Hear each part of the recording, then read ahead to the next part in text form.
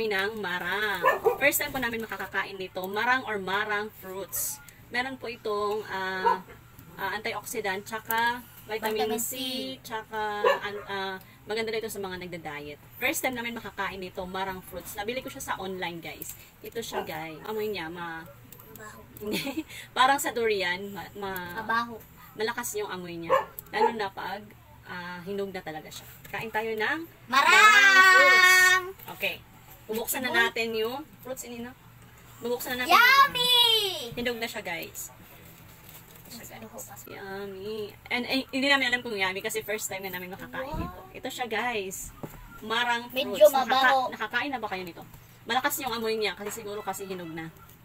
First time namin makakain nito. Oh, guys. Teka. Madali lang siyang balatan, guys. Oh, napakadali lang kasi napakalambot niya. Para siyang durian na malakas yung amoy. Pero hindi siya durian, ha. Marang po. Sige nga, tikman natin. Ganito siya, guys, ha. Ganito. Napakadali lang niyang balatan. Kasi napakalambot ng kanyang balat. Kung sa durian masakit ito hindi masakit. Parang rambutan lang. Ito na siya, guys. Tara, at tikman natin itong marang. Marang or marang? Okay, na. Bakit siya rambutan? Hindi siya rambutan. May ginaw ka. Ano naman ang taste? Good! Meron siyang buto. Ito kanyang buto. Para pala siyang rambutan kasi may buto siya sa ilalim. Sarap, Miguel. Matamis siya, guys. Wala siyang kaasim-asim. Hindi siya little bit rambutan. A little bit rambutan daw, no? Daw. Hindi na po. Yummy. Sarap. Wala siyang kaasim-asim. Wala siyang kaasim-asim. Matamis siya. Ang lalaki niyang kanyang buto.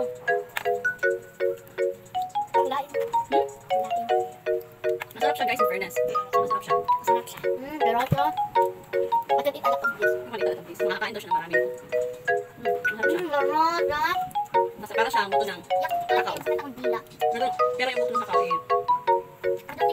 buto pa rin yung lasa. Masarap siya. Guys. Pwede siyang kainin ganito, guys. Kasi napakalambot niya talaga. Madali lang siyang kunin. Nakalimutan ko palang sabihin, guys, na yung balat niya ay parang din sa langka.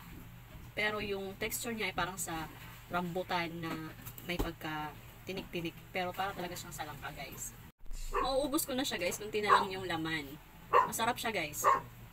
Para siyang pinaghalong rambutan. Tapos parang may amoy ng saging. Tapos hindi mo ma-explain yung lasa niya or yung amoy niya. Pero masarap siya. Ito na, guys. Mauubos ko na. Ubus na. Masarap itong marang, guys. Try nyo bumili sa online. Salamat, guys, sa inyong panonood. See you sa next food vlogs. Thank you, guys.